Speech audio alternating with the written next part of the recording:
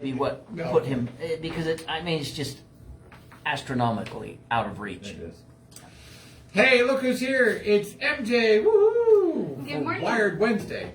Good morning. It's McKenna Hansen with Wired Wednesday. Thank you for joining us on this slightly less brisk than last week morning, but still a little fallish, right? Oh yeah.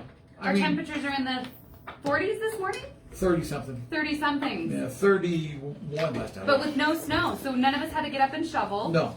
But we did get the moisture, so we're grateful, right? Yeah, in fact, we even had a little moisture. Monday night? Yeah, and Monday night that little skiff. The skiff was what we expected on Tuesday, and we got 10 inches.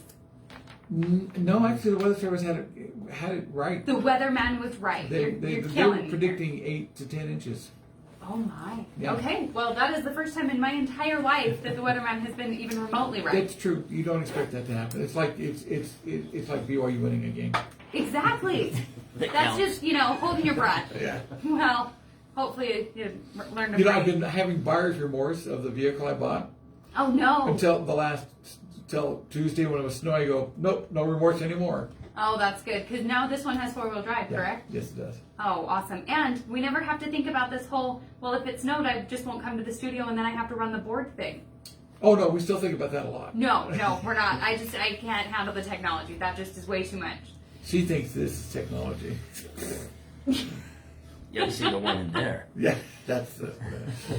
So this morning we have WL Alfalfa Forge Genetics with Ken Robinson in studio today, and there are so many interesting things every time we have these guys on. What I learn about how producers of hay and corn and all the different soil testing and fertilizers that we can use to make these products better. And I had no idea that you had to actually put plants to bed. Plants rest, normal sage and all the, plants outside rest during the wintertime. I had no idea you had to put them to bed. And right now, through our conversations just moments earlier than I have the one show, rose bush that if it doesn't have its blankie, seriously, I had no idea. And so you have to do this with alfalfa. Really? And so it's really interesting over the last week. Ken kind of walked us through the temperature fluctuations and what that was and how we kind of came back after it, and it's looking like kind of the perfect weather outlook. Perfect scenario going into this fall, yeah. Oh really? So Because we had that first little cold snap. yeah, so if we get if the temperatures start to decrease slowly like we have been having, that's the best case scenario for an alfalfa field or an alfalfa plant. You want the temperatures to decrease very slowly. You want your soil moisture up, which we've had with the great storms that we've been getting this last month. We're over an inch of moisture here in Cedar City. So things have worked out perfectly for us as far as putting our alfalfa to bed for the winter. As you look around the area that KSUB covers, the soil temperatures in this area right now, I looked at it this morning on Utah State's website. Cedar City soil temperature at 59 degrees, Parowan's at 39, Burrell's at 41 degrees. This is at a 4-inch soil depth. Milford's at 50 and Penguin's at 41. So as that alfalfa plant starts to harden or get itself ready for the winter, pull those carbohydrate reserves down into the root system is what's classified as hardening.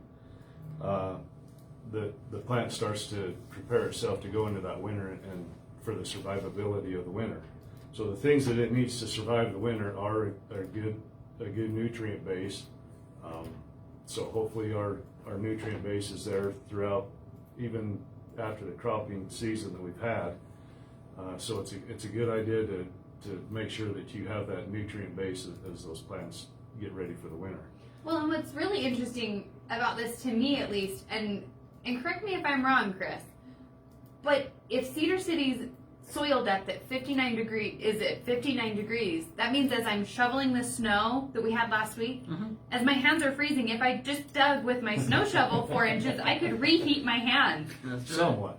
Somewhat. Okay, somewhat. So a really interesting thing, I looked at the temperatures last week when we did have that nice blanket of insulated snow on top of our soils. The soil temperature at a 4-inch depth at that point in time was 52 degrees, even though we had 10 inches of snow.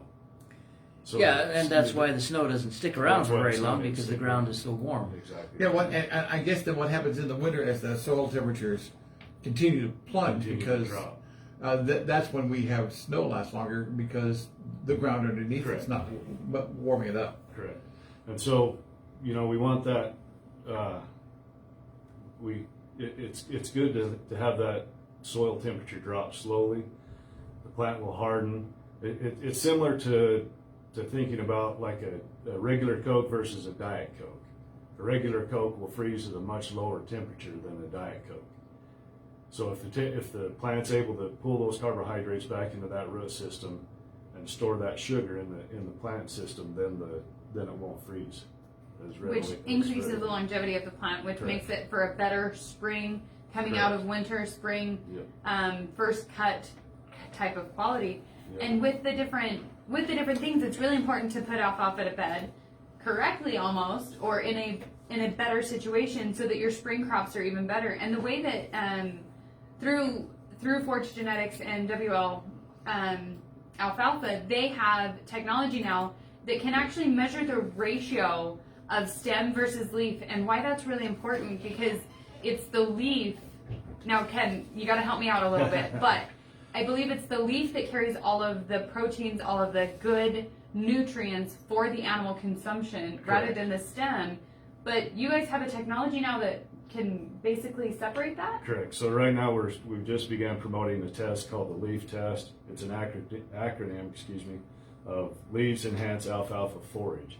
So if you were to go out into an alfalfa field, grab a plant and cut it a couple inches above the ground, like you do in a normal cropping system, take that plant, strip all the leaves off, and weigh the leaves versus the stems, it's about a 50-50 ratio. Wow. So why that matters is the digestibility or the utilization of that plant is in the leaf.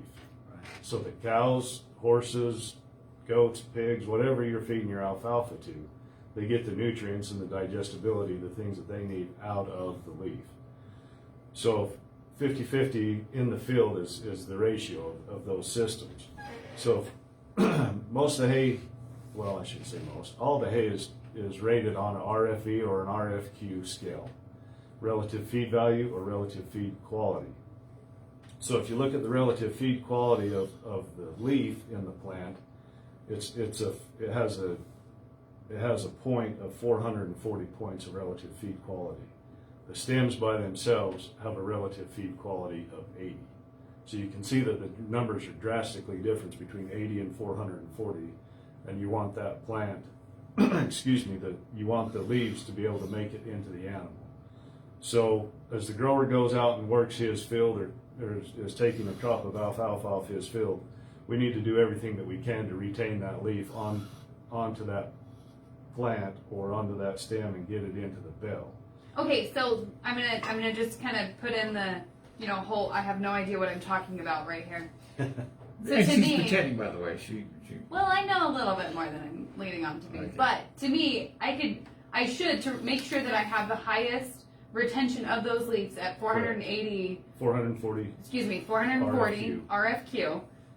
I should just take a big old sack that's about the size of a bale and go and cut each pot individually and just kind of stuff it into this bag of money.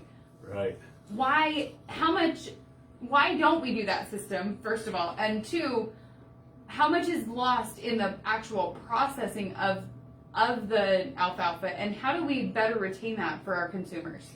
So a lot of that can be done through the cropping system. Guys that are cutting or chopping their alfalfa and putting it right into a bag, there's a higher leaf retention on that. But in our area, most of the alfalfa is belled. So if we run a sample through this test and show that the grower did achieve that 50% leaf to stem ratio, then that's a good number, obviously, that we want to be at. If they're above that 45%, that's going to be a high quality alfalfa. If they start to drop to that 45 to 40%, then we maybe need to look at some of the practices that grower is doing, and maybe adjust some of the equipment maybe that they're using, or the timing of how they're harvesting their crop. And if they're below a 40%, then they really need to address that scenario and see what they can do differently at harvesting their crop, whether it's in the raking or baling without moisture, baling without dew. You want to make sure, if you're raking, that you're around a 40%, above 40% moisture content, so the leaves aren't falling off of that plant.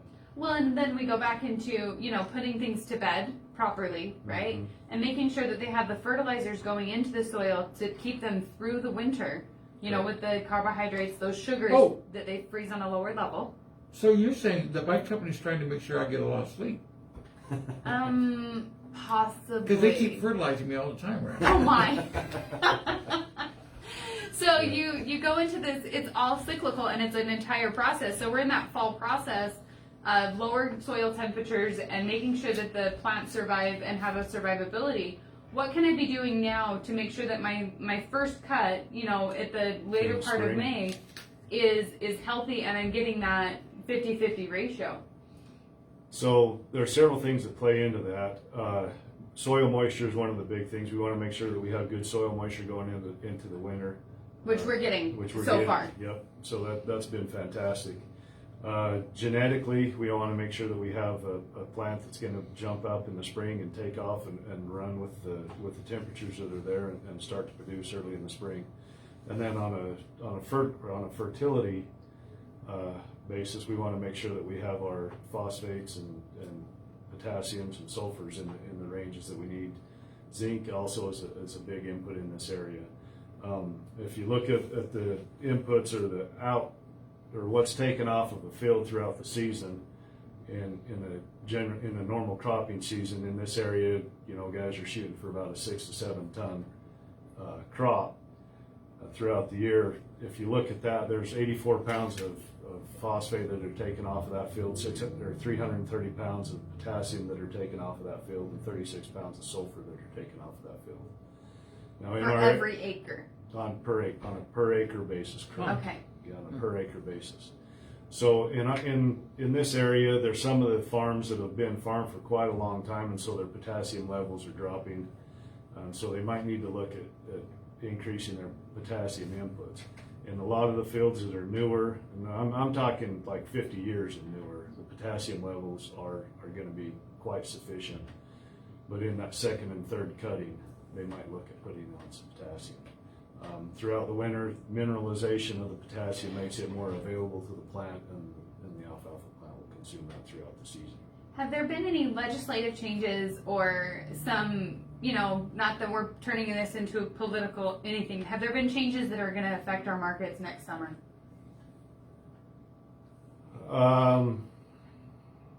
There's been some on products that are being imported, some tariffs that have been placed on products that are being imported, and I'm not extremely well versed on that. I haven't read up a lot on that. But there's a lot of volatility in the market right now on pricing of inputs for crop production.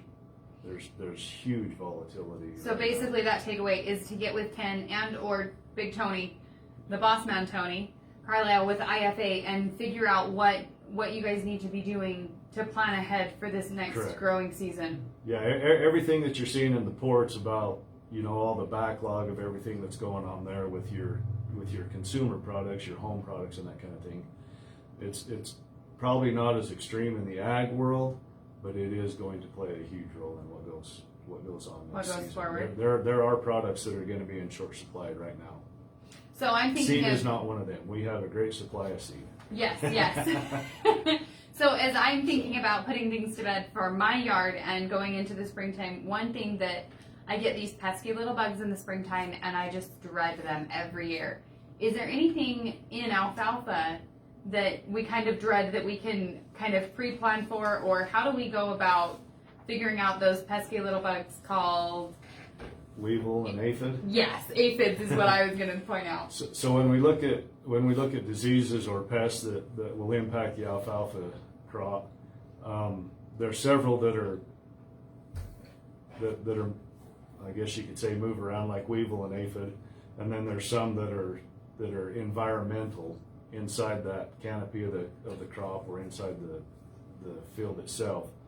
And so one of the things to look at is make sure your genetics, your alfalfa are top quality to fight off those diseases, to help you with your leaf retention. And when we address weevil and aphid in the alfalfa crop, those are pests that move in and out of the field and kind of around. And so they have a huge impact on that 50-50 ratio. When a weevil or aphid will go into a field, they'll decimate the leaf to stem ratio on a plant. One of the major things that you look for, or one of the first tell signs that you look for when you're going in to look for weevil damage in a field, is they're eating the leaves. I mean, they'll consume the leaves and just strip it down to the stem. An aphid will do differently. They'll go in and inject their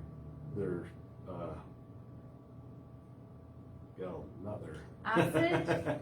They'll go and inject into the plant, and it'll desiccate the plant, so it'll start to dry up and the leaves will start to fall off. Where The entire plant, not just the leaf base. Yeah, so they'll go their sticking point and stick that into the leaf and pull out the nutrients that they want, and then they put a toxin back into the plant.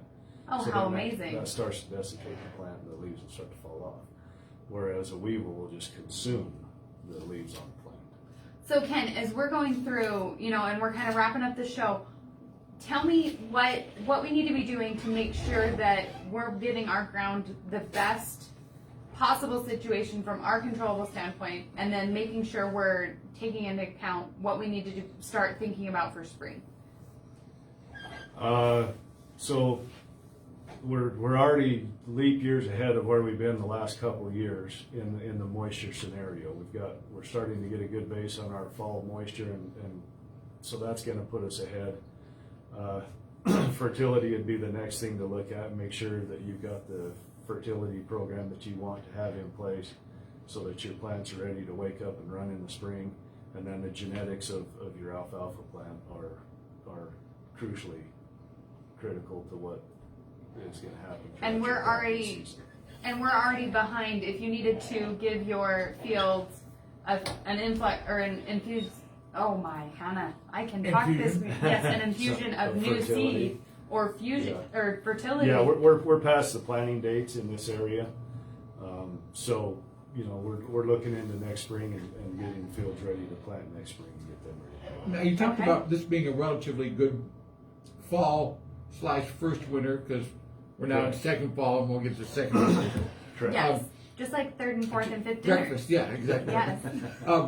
So anyway, you talked about this being a relatively good fall. Correct. What are we looking for in the spring? What would be the worst case scenario waking up our fields? To start to increase our temperatures and then have a hard freeze. That's the most damaging thing on a plant. It'll start to, you start to get a lot of leaf and stem going on, and then you get a hard freeze that will knock that down or break that off. And there's not a lot we can do to control that. There's not a lot you can do to control that. Oh wait, there's those really big things that Yeah. Hannah, the Salt Lake people have them for that apple orchard. Smudge pots?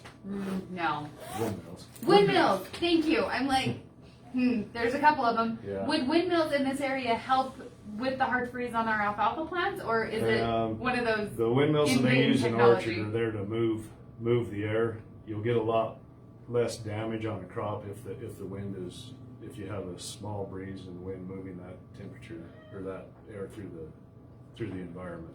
Okay, good deal. So no more windmills in this area is what I'm hearing. Yeah. Thank you so much, Ken. It has been a pleasure. Let's give our listeners a way to contact you and/or Tony, Okay. and figure out what the next steps are for their productions. Okay, you can reach me on my cell phone at 435-691-5014, or you can reach out to the guys at IFA.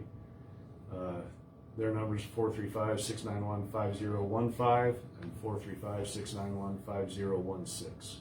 Thank you so much, Ken. It has been a pleasure. This has been McKinnon Hansen with Wired Wednesday, your local Farm Bureau financial agent, 435-592-2021, providing this area with farm, ranch, home auto, life insurance, succession planning, employee benefits, workers' compensation, and a gamut of other products are available through our agency over on 51 East, 400 North, just behind Mountain America on North Main.